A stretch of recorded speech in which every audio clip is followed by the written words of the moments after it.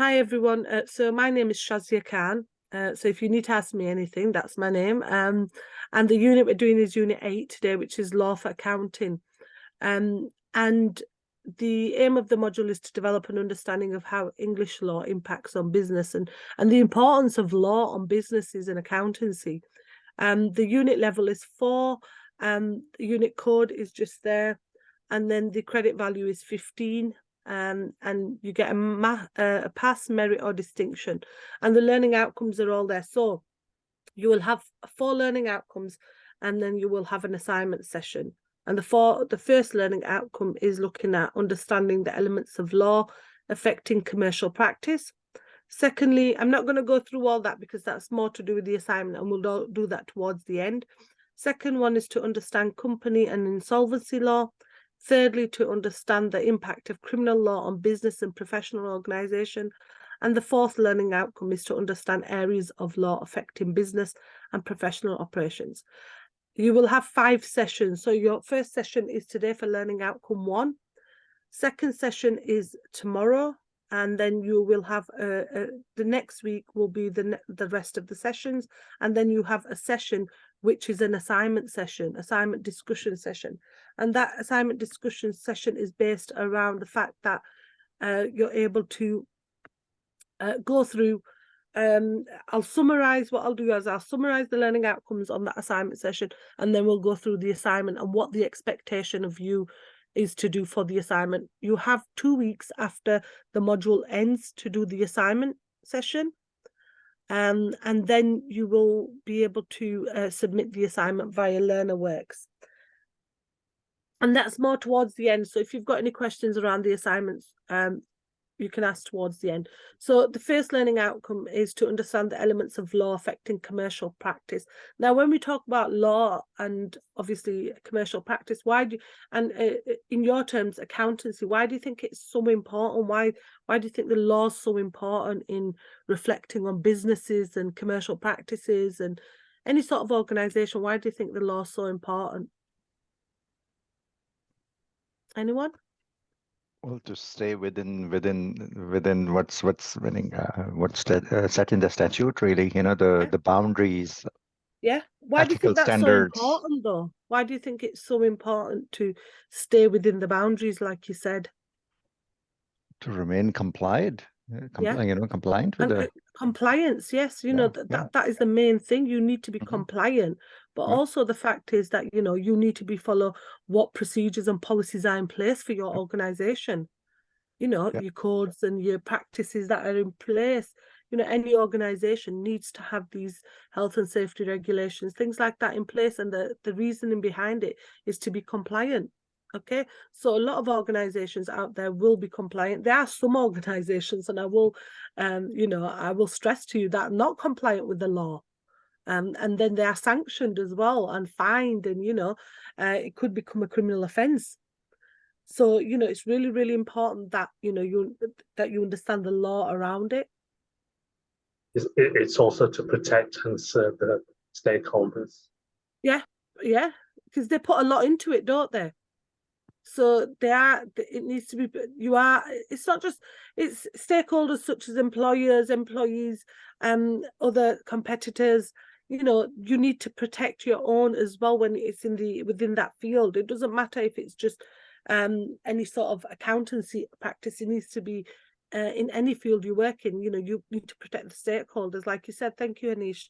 The aim of the module is to develop understanding of how English law impacts on business organizations and professional accountancy practices. So the indicative content we have is contract law, which we look at the elements of a valid contract, how contracts may be terminated, remedies for breach of contract, relevant case law. We look at the law of agency, so principles of agency, rights and duties of agencies, implications of the agency relationship, relevant case law, law of tort, what constitutes liability for negligence, negligent misstatement, vicarious liability, and remedies for negligence and case law in regards to that. So we have different types of law. There's 2 types in the UK. We have public law, private or civil. Public law deals with constitutional, administrative, and criminal. Contract law is part of private or civil. tort, property, trusts, and family law. So when we talk about criminal law, who is it against? Criminals. Yeah, but is it against an individual The or state. is it not No, it the will be, state? The yes. state. Yep. And it's the Queen. Well, I keep saying the Queen because I keep saying the Queen. It's the King. Okay. That's right. But you get used to, you know, when you always done law, you get used to saying the Queen all the time, and Yeah. I still say the Queen. It's the state against the individual. Okay, so it's where, you know, there may be the Crown Prosecution Service taking someone works for the state and is taking someone to court on cases such as maybe robbery, murder, manslaughter. These are kind of criminal cases that people deal with. It's quite an interesting area to kind of look into, where when it comes to businesses, can businesses commit criminal offences? Yes. Yes. Okay, give me an example of where business may commit a criminal offence. I can give you an example from investment industry, right? There is a piece of statute called corporate criminal offense. If you have helped somebody evade tax, it is a corporate criminal offense, i.e., you're complicit in helping the person or corporate body to avoid tax. Yeah. Okay. Yeah, I was going to say a similar thing with regards to tax avoidance or evasion, which is supported when you support an organization or individuals to defraud the state. And that's sort of a criminal offense. Do you think, Irene, it's a growing concern? Pardon? Do you think tax evasion is a growing concern? It is. It's always been looking for means to pay reduced less tax as little as nothing, particularly the very rich, you know, using all the available avenues. So it is more so for the rich and big business. They try to find loopholes, don't they? Yeah, maximize the loopholes and all of that. Yeah. Yeah, they try to find loopholes to try to benefit themselves. So, you know, sometimes, you know, you know, when it comes to businesses, they commit criminal offences as well. And the fact is, you know, you need to really be careful as a business, you know, that you are compliant, like you said, from the start with anything that's going on, any sort of policies, anything, you know, because sometimes even a trip or a fall can, if someone's done something, can be a criminal offence in there, you know. You need to be really careful in a business what you regard and what you have as safety for individuals, and also try to put things in place. So we look at contract law. Okay, what is a contract? So it's the simplest definition of a promise enforceable by law. The promise may be to do something or refrain from doing something. So the making of a contract requires mutual assent of two or more persons, one making an offer and the other accepting. So can you give me an example of where a contract may be formed between you? I mean, there are some examples out there. It could be an employment contract, couldn't it, between two individuals? The fact that you've got a job and the fact that you've accepted. A lease contract, you know, a lease agreement could be one. You know, that's between two or more persons. And when we talk about contracts, are they legally binding? Yes. Yes. They are legally binding. So must you follow the elements of a contract, the terms of a contract? If they're implied or express terms, must you follow them? Yes, you must. Otherwise, you're liable, isn't it? Yeah.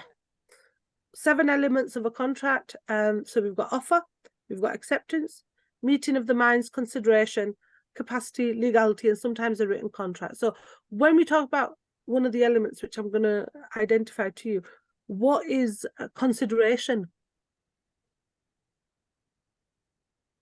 What do we regard in contract law as consideration? So you have an offer where someone offers you something, then you have an acceptance where you accept, then you have a meeting. And what is consideration? What could it be in the form of? That could be, I think that could be what the basis, the binding the binding duty or service. The consideration is what you get. So the other party, what you get, but what the consideration. So in the offer is what you get. Okay, acceptance is you've accepted. You have a meeting of minds. If you, an example would be an employment, an insurance agreement. The consideration is that you have paid payment. Consideration is regarded as payment. Yeah. It's regarded as money. okay. Okay. So that's one of the important issues around making a contract. I mean, they're all very important. But consideration is the monetary side of it. Okay. Okay. So you've given consideration. Capacity is another one that's really important, that you are not under sort of any undue influence. You know, you must have the capacity. What are they saying? That if you must have the capacity.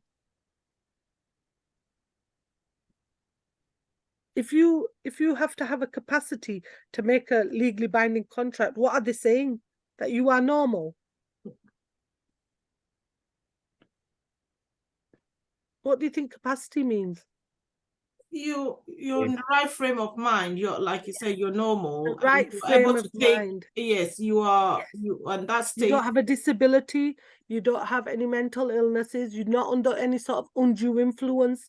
You know what undue influence is, yes? Yes. Yeah, where someone's not pressuring you to make this contract, because there's been instances where people have been pressured into, you know, lease agreements, insurance agreements, financial agreements. You know, these are examples of some contracts just below their employment contracts, lease agreements, insurance agreements, and financial agreements. And it is really, really important that you have the capacity and the legality to make a contract, you know, because, you know, you need to be in the right frame of mind. So the diagram here, so you've got an offer, an agreement, acceptance, consideration, then intention to create legal relations. You've got types of terms. Now, why is it important to have terms in a contract? Lay of the land, basically. The what, sorry? What are you expected to be abiding by, you know, from both sides? Yeah, it's good to have terms. For example, it was a term in an employment contract that you are expected to come into work from 9 till 5. Yep. That's the term, isn't it? Yep. And what does that identify? Condition to Condition, yeah. Yep. So exclusion clauses, common law rules, statutory rules can be unfair terms and Unfair Contracts Terms Act. If you breach a term, the damages or other remedies awarded. So, you know, there are, and there's terms in contracts, you know, for you, example, as a business doing a relationship with an outside competitor, what do you know, you must have terms in that contract. Hanish, what do you think of that? What kind of terms would you have with another supplier, example? So the conditions would be that you would agree the payment terms, you'd agree any quality or dates of delivery, and everything, all the infrastructure behind. Yeah, but what if them terms are broken? There are cases, lots of cases out there where terms have been broken. And what would you be breaching that contract then? So if you breach the term, then there are penalties. Then the other party would be awarded damages or other remedies. Because, for example, you may have a delivery date, Hanish, that you've not delivered on, you know, and the other party has the expectation that they are getting the goods. So that is a breach of contract. So you need, so it's very clear that these terms in a contract need to be there. So we've got the next one is the Trade Descriptions Act 1968. They actually made it an offence for businesses or salesperson to sell a product based on misinformation. What is misinformation? What could be misinformation? An example? Someone? Well, meaning buying a piece of kind of chocolate, for example, and the ingredients on it, or, you know, the country of origin. Or buying a laptop without word on it. Exactly. Yeah.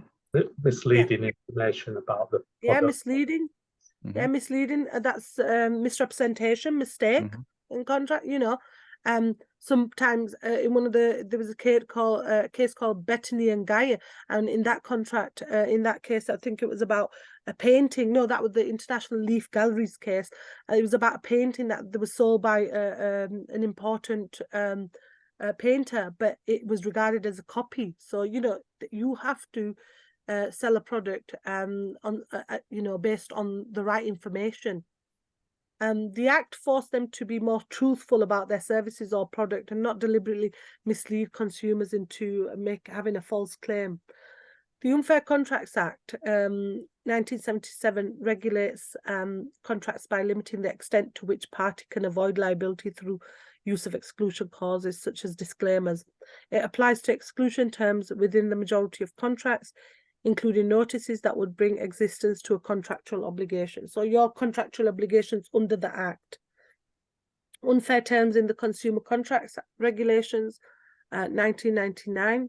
So the Unfair Terms in Consumer Contracts Regulation is an old UK statutory instrument which has implemented the EU Unfair Consumer Contract Terms Directive into domestic law.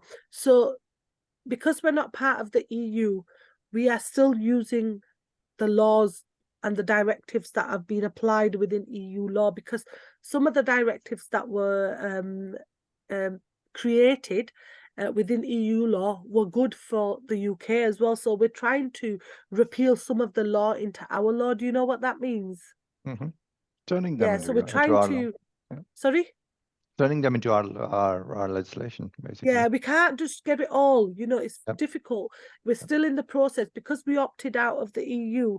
It's quite a lengthy process, and you can't just, in one day flip the law and say, oh, it's in UK law. It can't be done like that. So there were some directives and some laws that were very, very good for the UK, like Working Time Directive, Equal Pay Directive. So we are trying to implement them into our laws. But it does take time. Examples of unfair contract terms that allow trader to unilaterally change the characteristics of the goods or services without good reason. So what do you think that means? Terms that allow the trader to unilaterally change the characteristics of the goods or services without good reason. Meaning I'll allow trader to substitute for a lower quality of good or service. Another example of that could be just an example at home. I'll just tell you, ASDA. If you order something from ASDA and it's not in stock, they substitute it, don't they? Yep. For a cheaper version. Yes, usually. Yeah, always a cheaper version. And that could be the change of characteristics. You could say, I don't want that. Okay, because it's not Heinz beans or something. It's a cheaper version. So and then terms that allow the trader to keep an unreasonable amount of money as compensation if the consumer doesn't keep it to their side of bargain. What do you think that is? Pay the price that was agreed upon. Yeah, pay the price what was agreed upon. Does that always sometimes does that identify that the company, if they don't do that, do you think there's always a legal case that comes up? I think so.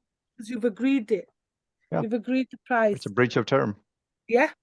Yeah. Terms that aim to take away the consumer's legal right. And that's like under the Unfair Terms Act, the fact that we're not giving them their legal right. Why is it so important for consumers to have their legal rights?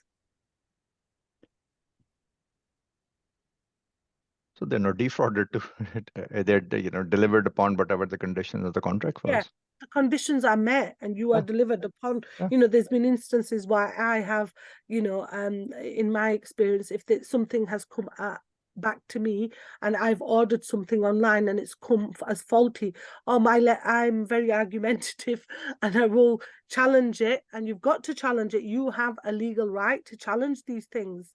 It's not just the businesses that have rights. You have, as an individual, as a consumer, to challenge things. If you think they're unfair, or if you think that they've taken away your legal rights, you have the right to challenge things. And I think what we tend to do as individuals is we brush things under the carpet and we don't challenge things. And sometimes that It's not right. It's not the right way to do it, because if you don't challenge things and you don't challenge people, you're not going to get what your rights are. Shazia, can I just challenge you right now? The subheading says contact terms. Should it not say contract? Yeah, you can challenge me as much as you want, but I'll tell you one thing: these are not my slides. You should have, Hadish, should have these carried are out not due these. diligence. I did see it, and I will say I did see it. But these have been given to me by UK Varsity, Hanish. So I did see it, and I will say I thought it was, I said contract, but it did say contact. Okay, so 1.1, analyze the elements and nature of contractual agreements. Has someone gone off? I think someone. What did we have? Hanish. We lost Diana. Diana, yeah, Diana's gone off. Okay, maybe something with her internet. Okay, so analyze the elements and nature of contractual agreements.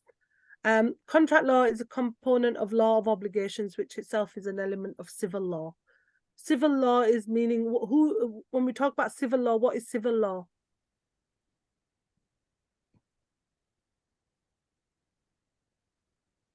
What's not criminal? Sorry? Which is not criminal, right? Which is not criminal. So who is civil law against? Individual against another party, meaning it doesn't have to be state in that one, right? Yeah. It could be a company, it could be party, yeah. either individual, So could be, yeah. Can a civil case become case become a criminal case? Depending on the breach, yes. Yeah, it could, because it's something that the fact that one person normally a civil case is a dispute between an individual or an organization against each other. Okay, and there's the form of remedy that is available in civil cases is normally compensation. Okay, and it's financial, and it could become criminal if a criminal activity has occurred whilst a civil wrong is going on. So it could identify as being both in some instances. A contract is an agreement entered involuntarily by one or more persons. So the intention of the party is to create legally binding obligations. So if you're under undue influence and you don't want to enter into the contract, you need to make sure you don't enter into legally binding contract. They provide the parties with protection from other parties who fail to perform their contractual obligations, which would be to the detriment of others involved. For example, one party might provide deficient goods or services, or another party might fail to pay for goods or services provided. So you really need to be in the right frame of mind when you make a contract. So the contract of law, the law of contract, is developed over many years.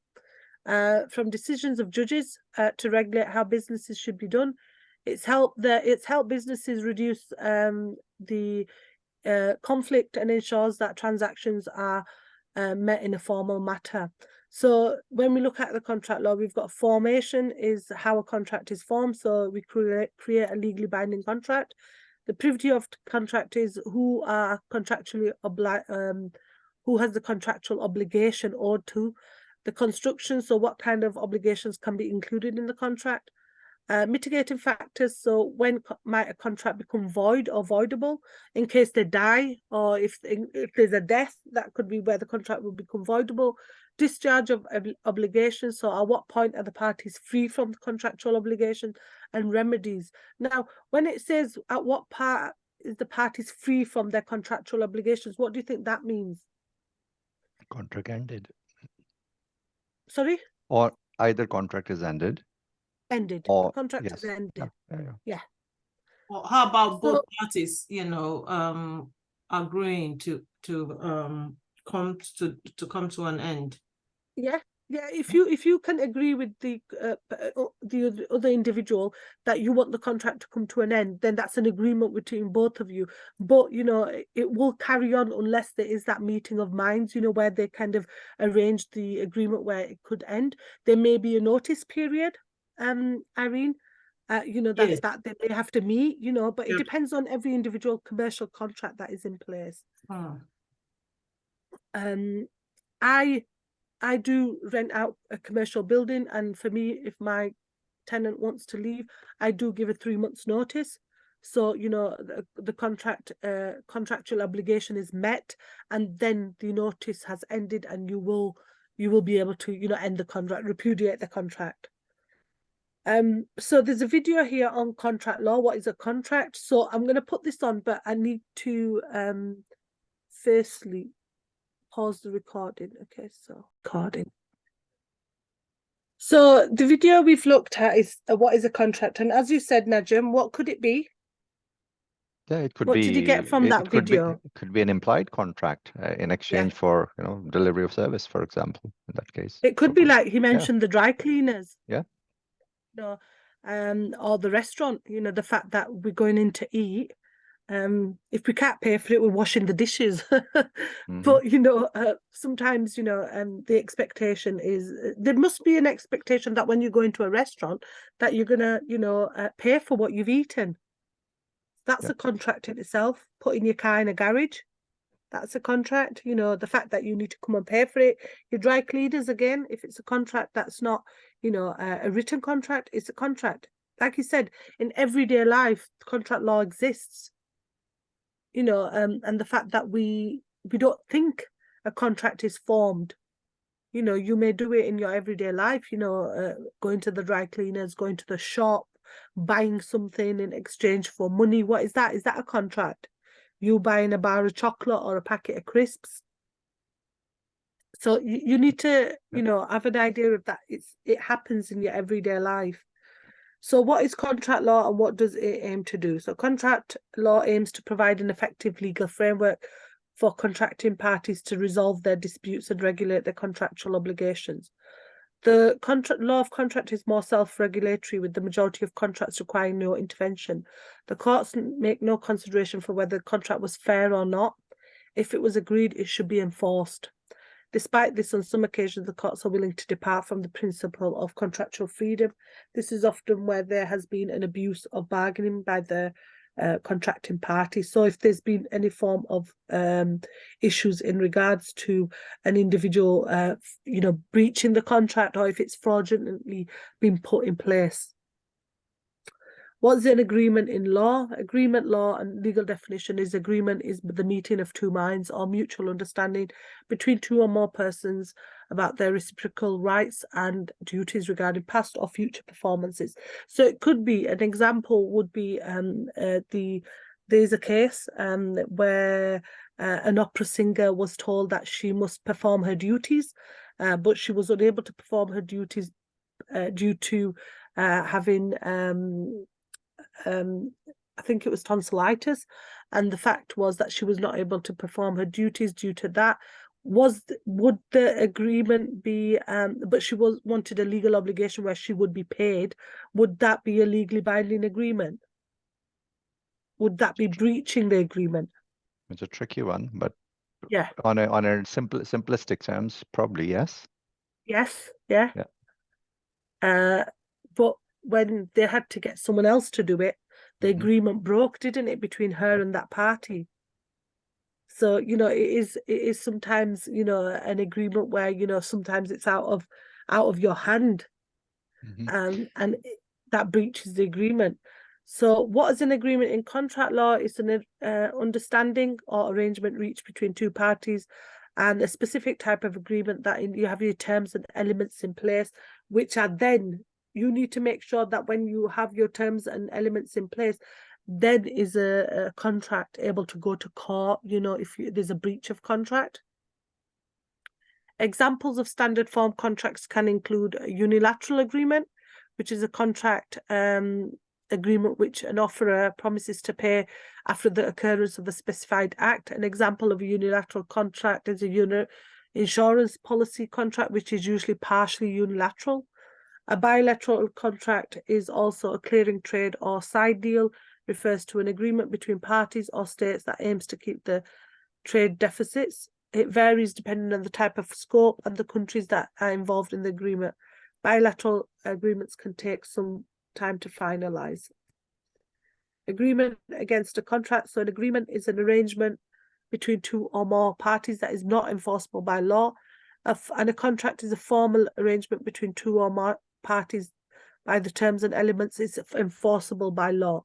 So that diagram there identifies and shows you the difference between unilateral contracts and bilateral contracts.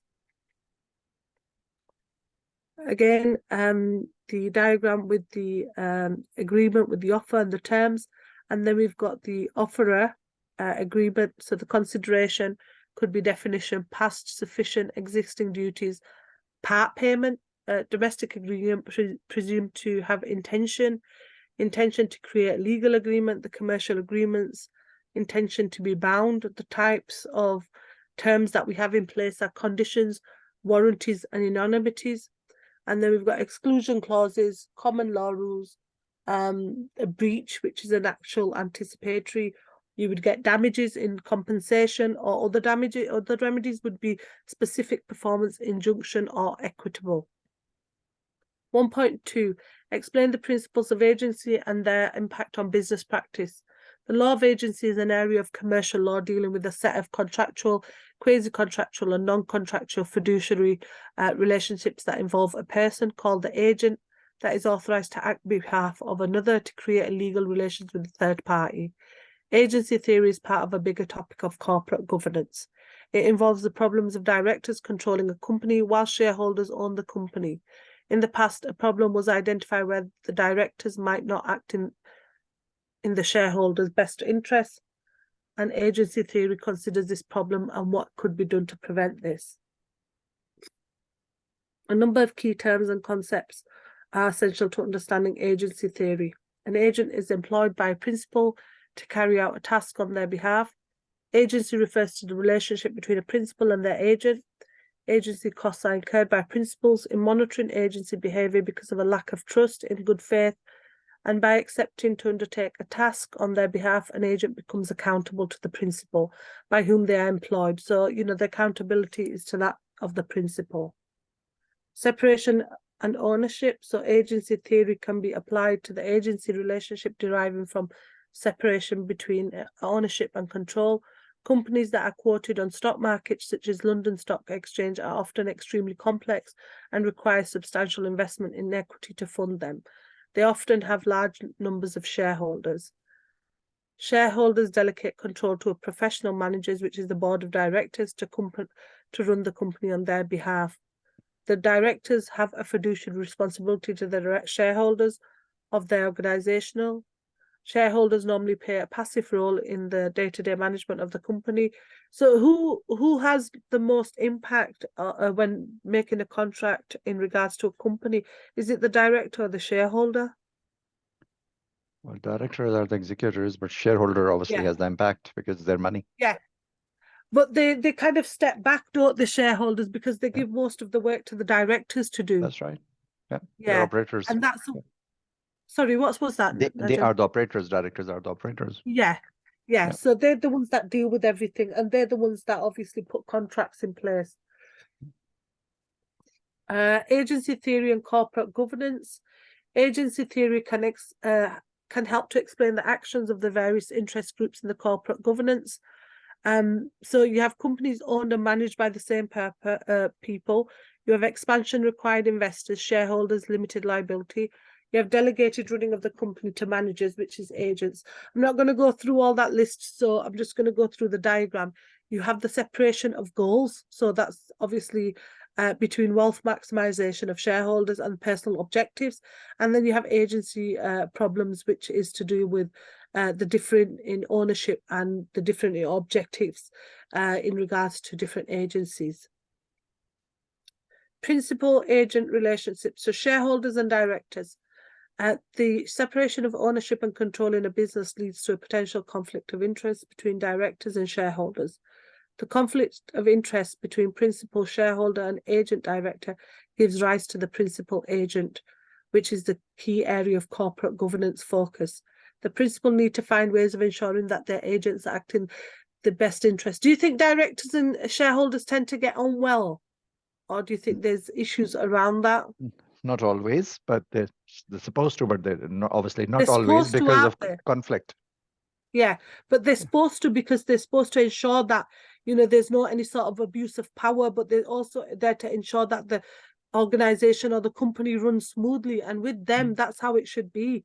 But in some instances, there is, like we've said in the next one, there is abuse of power, you know, that directors, you know, feel like they should be more powerful than stakeholders. And stakeholders need to take control of their company and exercise over the board of directors. Prominent business scandals revealed in 1998 and 2008. Some other overt and covert examples of accounting violations between 1998 and 2008, following the table, which is, I think it's given you some clear examples there. Miss Bristol Myers, improper inflation of revenues through sales incentives. I'm just going to go through a couple. Ellen, use of an off-balance sheet entities. Right aid, inflation of earnings.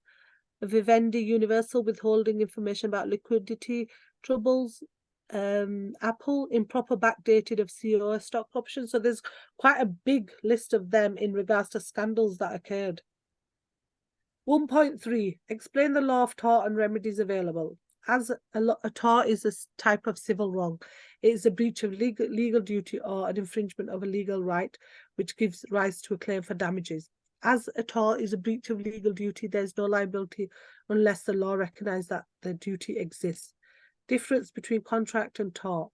A contractual relationship does not have to be established for a claim in tort to be successful. Often the parties have never even met before. For example, in a claim for personal injury as a result of a road accident, the parties will often have no previous relationship at all. However, if the contract does not exist and a tort is committed, the claimant may choose the remedy that's most appropriate. So in a PI claim, you know, personal injury claim, they've never met, and, you know, they may have not have previous relationship, and they may have had a car accident, and it identifies a claim for personal injury. There are two options. Under a valid contract, the amount of damages awarded is intended to put the claimant back in the position he would have been in had the contract been properly performed. In tort, the amount of damages awarded is intended to put the claimant in the position he would have been had the tortious act never taken place. The limitation periods. In contract, the limitation period is 6 years from the breach of contract. In tort, the limitation period is generally 6 years, but 3 years for personal injury. The main elements of tort is, in order to be successful an action for tort, the following conditions must be satisfied. There must be an act or omission by the defendant. The act or omission must have directly caused loss to the claimant. The courts must be able to establish a legal liability as a result of the damage. Before any sort of awards are given, a court must establish that some sort of liability has existed. And if a claim will only be successful if loss is suffered, something that's too remote. Elements of tort. So we've got nuisance, we've got private nuisance, public nuisance, and trespass to land. Nuisance is the tort allows a claimant to sue for most acts that interfere with their use and enjoyment of land. What could that be, a nuisance? Music parties from your neighbors. Music parties, yes, we have a lot of them in the UK. Yes, causing nuisance, a music party. Private nuisance is where landowners have the rightful possession of the land, have the right to reasonable comfort and convenience. Public nuisance is a class of common offence in which the injury, loss, or damage is suffered by local community as a whole rather than individual victims. An example they've given is a manufacturer who has polluted a stream, and the keeping of animals or shooting fireworks in the street, which is a big thing at the moment as well. Trespass to land is, as it says, that someone is trespassing your land and doesn't have permission to do that. That is a big thing at the moment as well, with cases and squatters and things like that, because, you know, squatters try to bring out their own rights, you know, if they are living in a property, and that is a big thing as well. We've got trespass to person. That's assault, battery, and false imprisonment. So, you know, the fact that someone is assaulted with a harmful or offensive contact with a person. Assault, false imprisonment, where someone has been imprisoned unlawfully. Negligence, that could be the duty of a care. An example of negligence. Can anyone give me an example of negligence? The example I've got in my mind is a doctor and a patient. Yep. Which, you know, where the doctor has done something negligently to the patient or left something in after having an operation. What else could be negligence? A tax advisor giving wrong advice. Yeah.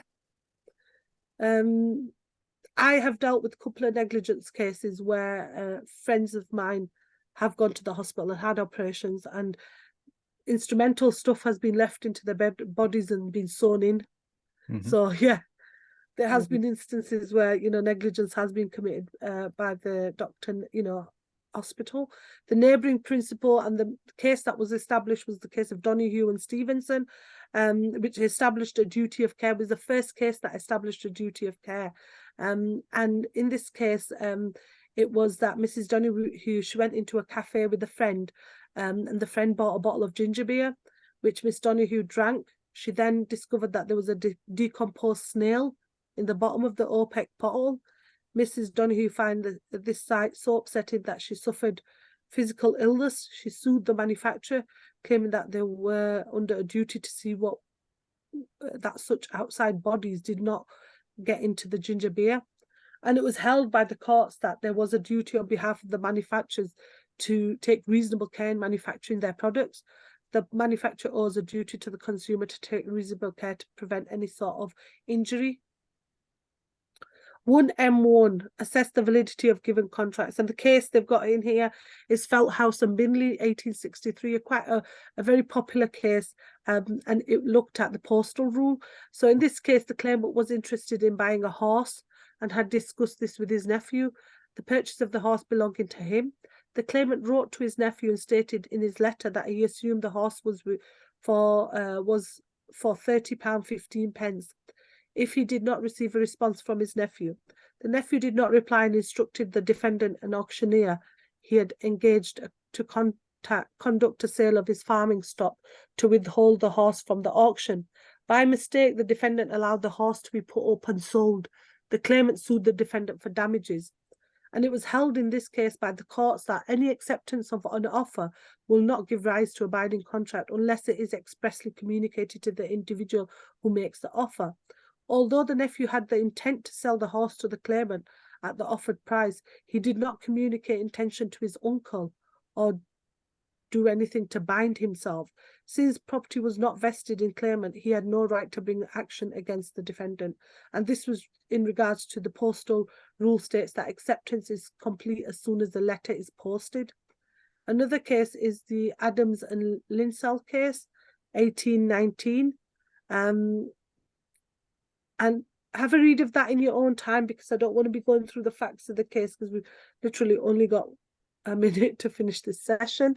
1D1, evaluate the implications of an agency's relationship to the principal and the agent, shareholders and auditors. So the other principal-agent relationship dealt with by corporate governance guidelines is that one of the company with its auditors.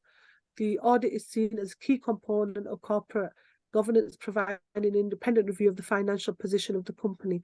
Auditors act as agents to the principals, which are the shareholders. Is there a need to have auditors and in a company? Well, sometimes required by the law or the regulation. So yeah, it's not and always, what but do yes. they do? Yeah, because they're independent from the board of directors. Is there is there an important reason to have them there? That's right, for governance, for various other things, yes. And to perform a relationship between, you know, the director, shareholder and the audit, you know, so why are they being audited? You know, so they look at the controls and standards as well, and to protect the organization. So there's a need to have auditors in place. The cost of agency relationships. Agency costs arise largely from principals monitoring activities of agents and may be viewed in monetary terms, resources consumed or taken in monitoring. Incentive schemes and remuneration packages for directors, cost of management providing annual report data, cost of meetings with financial analysis, the cost of accepting higher risks than shareholders, and cost of monitoring behavior. Residual loss. Now, this is an additional type of agency cost and relates to directors furnishing themselves with expensive cars and planes. These costs are above and beyond the remuneration package for the director and are directly lost to shareholders. Do you think that's abuse of power, buying an expensive car and a plane? Yep. Unless it's allowed or required. Yeah. If it's allowed or required, then it's okay. But if it's not allowed and required, then it's taken, it's an abuse of power. Between the directors and key institutional investors. If the market mechanism and shareholder activities are not enough to monitor the company, then some form of regulation is needed. There are a number of code of conducts and recommendations issued by government and stock exchanges. Although compliance is voluntary, the fear of damage to reputation arising from governance weaknesses and the threat of delisting from stock exchanges renders difficult not to comply. Examples of code of conduct: the UK Governance Code 2010, the OECD Code on Ethics, ACA codes. Why do you think it's so important to have code of ethics in place? To set the expectations, and obviously, yeah, expectation is so important in regards to this, what you must follow, what the regulations are. So the plenary further reading for you to do is that link there. Business law, Keenan and Rich's homework, have a read around that. Part 3, business transactions, the terms of contracts. These are some of the things that you could read around. And we finished learning outcome 1 today. Has anyone got any questions?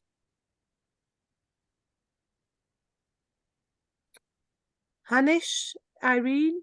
No, I haven't got any question. I mean, it's just to be able to access these. And yes. That's what I'll do is I'll get. So if you've got any inquiries or anything, you could email learnerwork@ukvarsity.co.uk, and when you submit your assignment, you need to do it to that email address.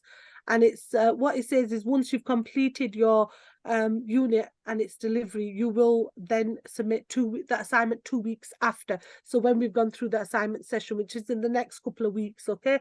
But what I'll do, I'll email them, Irene, and tell them that you need access to the video recordings for Hanish, you, Irene, and Diana, and also access to the slides as well. Is that okay? And any other sort of resources that are on Moodle for you. Okay. At the beginning, did you share what the questions are? What the homework, expected homework? No, I haven't. That we're going to go through the assignment stuff towards the end. We don't do it at the start. Oh, okay. That was just a module spec. I just wanted you to go through the learning outcomes. We've got 4 learning outcomes, and then the assignment discussion would be more towards the end. Oh. Okay, a lot of it when I go through, when it says 1M1 or 1D1 or 1.2, that will be identified in your assignment when you are doing your assignment, what you need to look at. Okay. Okay, so, and these are the references we've used today. Okay, and we'll leave that to the end. Has anyone got any questions? Hanish? Is it Najim? Yes. Yep. No, none. No. No? Okay, thank you for your patience and thank you for attending today's session. And I will see you tomorrow. Is your next session tomorrow? Yes. Tomorrow. Yes. Learning outcome 2. I will see you then. Thank you. Okay, thank you. Thank you. Cheers. Bye. Thank you. Bye-bye. Bye. Bye. Bye. Bye.